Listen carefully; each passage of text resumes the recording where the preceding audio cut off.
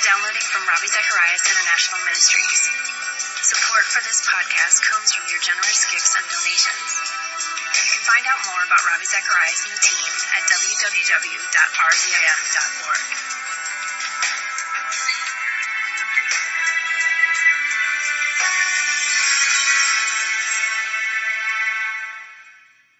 Hello friends, this is Ravi Zacharias. A blessed Christmas and a wonderful 2016 to all of you. We are coming now to the end of the year. What a year it's been. Numerous universities. Just in the last 2 months, University in Singapore, in Calgary, Annapolis Naval Academy, Carnegie Mellon, University of Pittsburgh, and that was just my itinerary. So many others are busy across the globe. My friend Christian Hofreiter said some of the major universities in Austria, those are tough settings that he's been doing open forums in. All of this is possible because of your generous giving. And as I speak to you, we've just returned from Egypt as well. How God has blessed this ministry. We now have 47 speakers globally, with more to be added in the year to come. Your first responsibility in giving is to your church. But you know what? God blesses us all abundantly, over and above. We would be grateful if you would consider RZIM. Your generous giving enables us to move forward with focus, vision, passion, and to blanket this globe. Please stand with us, give us from a generous heart, and we will continue to do what God has called us to do. 2016 is packed. Thank you for your support. God bless you. Please stand with us. We need your help.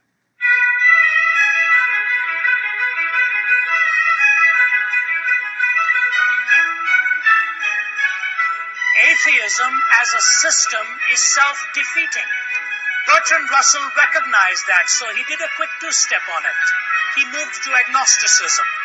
And agnosticism is very easy to defend. All you got to prove is that you don't know. There is no God. Philosophers and scientists have been saying that for the last 150 years. Can God's existence really be proved or disproved? Hello and welcome to Let My People Think with author and apologist Ravi Zacharias. God seems to be an afterthought in our culture, and why wouldn't he be? For years, our schools have taught that man is a product of chance, and that religion arose from man's fear of the elements. So where does that leave us? How can we defend our faith and belief in God against the onslaught of secular philosophy, science, and culture? Let's join Ravi Zacharias for part 1 of this important series, Why I Am Not an Atheist, as he looks at the dangers of modern philosophies and provides for us an understanding of the truth. There are many, many arenas in which theism and atheism can be addressed. It can be addressed in rigorous philosophical terms. And I can do that. I have done it. I have written on the subject, but I'll tell you what the problem with that is. It ends up pitting one person's philosophical mind against another person's philosophical mind, and it could end up making absolutely no difference in your life at the end of it. In fact, I have read through some of the most poignant philosophical debates and seen both scholars do extremely well. And at the end of it, it has changed nobody's mind. I had the privilege of studying at Cambridge University. 2 of the professors under whom I had the privilege of listening to lectures, Dr. John Polkinghorne, one of the greatest quantum physicists of our time, and Stephen Hawking, who holds the Lucasian Chair of Mathematics at Cambridge University, the famed chair once held by Sir Isaac Newton. Both of these men are well recognized in their fields at Cambridge universities. Stephen Hawking is an agnostic, John Polkinghorne a very avowed and a devoted theist. What does that end up proving? It basically ends up proving that there is intellectual material available for both sides on the issue. Am I right? There is intellectual material available for both sides on the issue. And anyone who thinks that he has either avowed it or disavowed it purely for intellectual reasons betrays a prejudice and a lack of understanding of the subject. There have been giants in their thinking capacities who have been skeptics. There have been giants who have been believers, and those who are committed to the Christian perspective, which is what I want to ultimately address before this series is over. So how then am I going to come to you to make it relevant and meaningful so that we can interact on it? Let me give you my understanding of philosophy at 3 levels and tell you what level we will touch. Level number 1 in philosophy, I consider theoretical levels of philosophical thinking. They are categories of logic, of thought. They deal with formal fallacies, informal fallacies. They deal with the classical proofs of the existence of God and the classical arguments against the proofs of the existence of God and so on. So if you take Thomas Aquinas, you will look at the cosmological argument being defended. If you look at David Hume, you will see him attacking the cosmological argument. So you've got here the theoretical level of philosophy. Socrates, Plato, and Aristotle dealt at that level of thinking. And somebody has said all of Western philosophy is basically footnotes to Plato. So we can deal with it at a theoretical level. But level 2 is what I call drama, music, novel, and the existential struggle in your imagination. That is level 2. It is most intriguing to me that the moral philosophers of the late 18th century were really the romantic poets and the writers. If you were to read the romantic poets in the late 18th century, men like Samuel Taylor Coleridge and so on, it was Coleridge who resisted the liberal theologians coming in from the German vantage point at that time in history, and Coleridge was a poet. Andrew Fletcher once said, "Let me write the songs of a nation. I don't care who writes its laws." Let me write the songs of a nation. I don't care who writes its laws. And so when Woody Allen, in a sense, pontificates as a self-styled philosopher, Woody Allen is coming from a kind of a level 2 philosophy, struggling with the arts and the imagination and the existential undeniabilities of life. That's level 2. And ladies and gentlemen, I want you to be sure in your thinking that when a teenager, be it 13, 14, 15, or for that matter, even when an 11 or a 12-year-old turns on a television set or listens to a country music song or a rock music song or whatever, you can be sure in your mind there is a philosophy being carried in the process and a view of life being espoused by the listener. There is philosophy at level 2. Let's not run from it. Level 3 is when your son or your daughter or a teenager sits across a kitchen table one night and says, "You know, Dad, today when we were in school, we were discussing a moral issue relating to such and such a lifestyle. What do you think about it?" And if the father says, "You know, son, the Bible says from the Apostle Paul's writings in the book of Romans chapter 1 that such and such a lifestyle is wrong," the son is listening to his father and wanting to say, "You know, Dad, when you quote the Bible around this table, it's very effective. But when I quote it at the school, it is completely ineffective." You see what's happening? The father is prescribing a lifestyle at a prescriptive level of level 3. When what the son is really saying is, "I'm not asking you, Dad, what Romans 1 says. I'm asking you why you believe Romans chapter 1. Because while Romans chapter 1 is plausible in our kitchen table, it is not plausible in the high school and university setting. The plausibility structure changes." If you really want to listen to level 3 conversation, turn on any secular talk show host where they're discussing ice cream parlors and human sexuality 5 minutes apart with equal distancing or passion at the same moment. Pure prescriptivism. When I used to teach courses on philosophy and so on, I said this: always remember to argue at level 1, theory, illustrate at level 2, and apply it at level 3. If you don't go in that sequence, you end up with sheer prescriptivism. You prefer A, I may prefer B, and we end up sort of locking ideas on those differences, not knowing how to arbitrate on what is good and what is bad. Now, obviously, in 2 lectures, we can't do all 3. So what I'm going to do, as was introduced, the social and personal implications, I'm going to come at it from level 2. With that in mind and pattern with which we'll be following, let me give to you a fundamental response that I have entitled, "Why I Am Not an Atheist." And it is basically a point form response to Bertrand Russell's book, Why I Am Not a Christian. Bertrand Russell wrote that many, of course, in his debate with the Jesuit priest, Father Copleston. I'm not going to deal with the debate. I'm going to just give to you my response on the 4 existential struggles of life for which Russell has no answer, and he in so much admitted it in some of his other essays. Here it is. The question then arises, may we define our terms? Atheism comes from literally the Greek alpha, the negative, and theism, the word theos, for God, negative God. There is no God. That's what the word atheism really means. It is not saying I do not think there is a God. It is not even saying I do not believe there is a God. It is affirming the non-existence of God. It affirms a negative.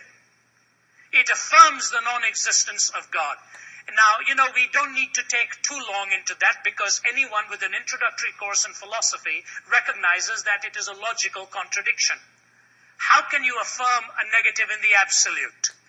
It would be like me saying to you, there is no such thing as a white stone with black dots anywhere in all of the galaxies of this universe. The only way I can affirm that is if I have unlimited knowledge of this universe. So to affirm an absolute negative is self-defeating. Because what you are saying is, I have infinite knowledge in order to say to you, there is nobody with infinite knowledge. Atheism as a system is self-defeating. Bertrand Russell recognized that, so he did a quick 2-step on it. He moved to agnosticism. And agnosticism is very easy to defend. All you got to prove is that you don't know. Now you see, agnosticism actually sounds sophisticated when it comes from the Greek, because the alpha is the negative, gnosko, to know, and one who doesn't know. From the Latin, it sounds much more uncomplimentary, because it literally is a one-on-one equation with being an ignoramus, one who doesn't know. Agnosticism, ignoramus, same idea. Now, let me clarify the point. It is foolish to say, I know that you can't know. That is also self-defeating. But there are many honest agnostics who will say, look, I have honestly studied the subject on hand, and I am convinced with the evidences that I have studied and the philosophical issues that I have wrestled with, I don't believe it is really possible to know with certainty if there is a God. Now that is a different and a respected type of position. I meet many honest agnostics in my travels who will say to me, on the basis of my studies, an honest evaluation of that data on hand, I don't believe it is possible to really affirm the existence of God, and I move along with that type of soft agnosticism. One of my professors of philosophy used to tell this classic story about a fellow who woke up one morning and said to his wife, I believe I am dead. And his wife said, that's a strange sense of humor. It's all right. Just go on to work and bring the paycheck home type of thing. And sent him on his merry way. But this impression in his mind lingered for far too many hours. Every evening he'd come back and munching on his goodies, on his lazy boy there, would say, I really think I'm dead. Finally, his wife and his children decided he needed help. If he didn't get help, they would need some help. So they sent him along to a team of doctors and psychiatrists, all of whom were trying to help him without success, till one doctor latched on to this idea to try to establish for him empirically that only living people bleed. Only living people bleed. And he was trying to deny that. But they brought all kinds of evidence, overhead projectors, charts, and all the data on hand. Only living people bleed, only living people bleed. Finally, this man, after all of the evidence was weighed in, said, all right, I guess I'm going to have to admit to you that only living people bleed. As soon as he said that, one on the med team of doctors there took a pin and plunged it into this man's veins, and the blood came spurting out, and he looked at it and said, Great Scott, I guess dead people bleed too.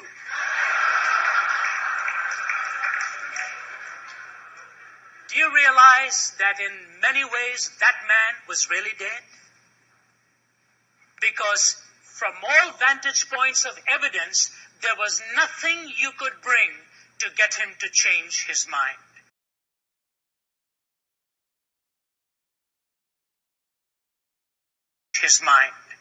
I think it was Richard Weaver who taught English literature at the University of Chicago for years. And I encourage you to read his book because 40 years ago he wrote a book entitled Ideas Have Consequences. And Alan Bloom, who now teaches philosophy there, 40 years later has written The Closing of the American Mind. And frankly, it is almost based on the text and context of Richard Weaver. And Richard Weaver said this many, many years ago, nothing good can come if the will is wrong. Nothing good can come if the will is wrong. And to give evidence to him who loves not the truth is only to give him more plentiful material for misinterpretation. What about the existential evidence in life? Let me look at 4 outworkings that atheism has to live with. I cannot live with those outworkings. They are existentially unlivable. You see, if atheism is true, ultimately, there is no moral law in this universe. If atheism is true, ultimately there is no moral law in this universe.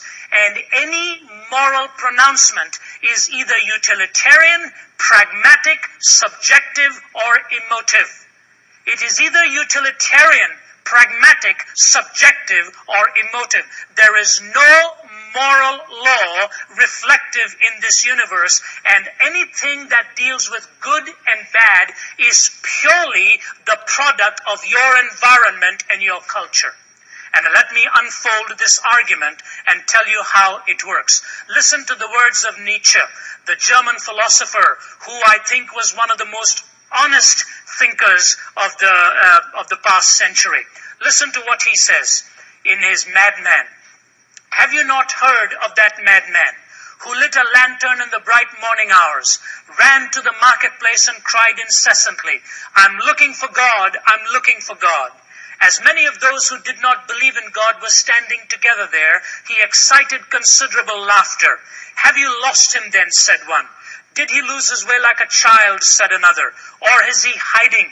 Is he afraid of us? Has he gone on a voyage or emigrated? Thus they shouted and laughed him to scorn. But the madman sprang into their midst and pierced them with his glances. Where is God? He cried. I'll tell you, we have killed him, you and I.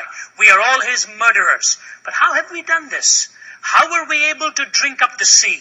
Who gave us a sponge to wipe away the entire horizon? What did we do when we unchained this earth from its sun? Whither is it moving now? Whither are we moving now? Away from all suns, maybe? Are we not perpetually falling backwards and forwards, sidewards and in all directions? Is there any up or down left? Are we not straying through an infinite nothing? Do we not feel the breath of empty space? Has it not become colder? Is not more and more night coming on us all the time? Must not lanterns be lit in the morning? Do we not hear anything yet of the noise of the grave diggers who are burying God? Do we not smell anything yet of God's decomposition? God's decomposed too, you know, and God is dead. He remains dead and we have killed him. Now, how shall we, the murderer of all murderers, compose ourselves? That which was holiest and mightiest of all that the world has ever possessed has bled to death under our knives. Who will wipe this blood from us? With what water can we purify ourselves? What festivals of atonement, what sacred games will we need to invent? Is not this the greatest of deeds, too great for us to handle? Must not we ourselves become God, simply to seem worthy of it? There has never been a greater deed, you know, and whoever shall be born after us for the sake of this deed shall be part of a higher history than all history hitherto. Here the madman fell silent, and again regarded his listeners. They too were silent, and they stared at him in astonishment. At last he threw his lantern to the ground, and it broke and went out. I come too early. My time has not yet come. This tremendous event is still on its way, still traveling, and it has not yet reached the ears of men. Lightning and thunder require time. The light of the stars requires time. deeds require time even after they have done before they can be seen and heard. This deed is still more distant from them than the distant stars, and yet they have done it themselves. It has been related further that on the same day this madman entered diverse churches, and there sang a requiem, Eternam Deo. Led out and quieted, he is said to have retorted each time, what are these churches now, if they are not the tombs and sepulchres of a dead God? We have killed him.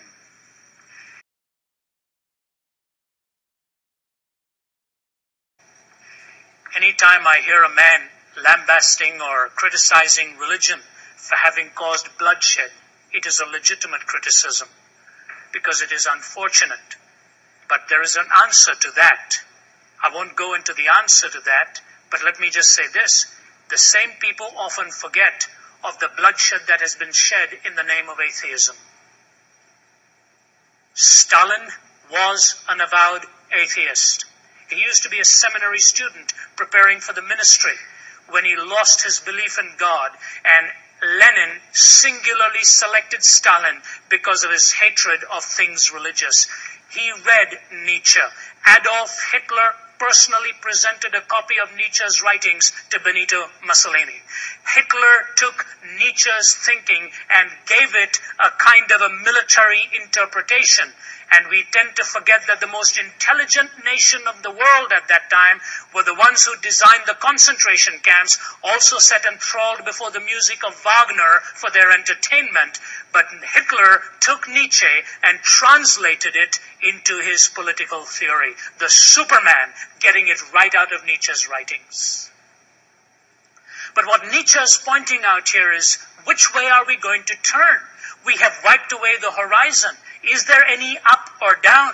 How are we going to recognize what is right and what is wrong?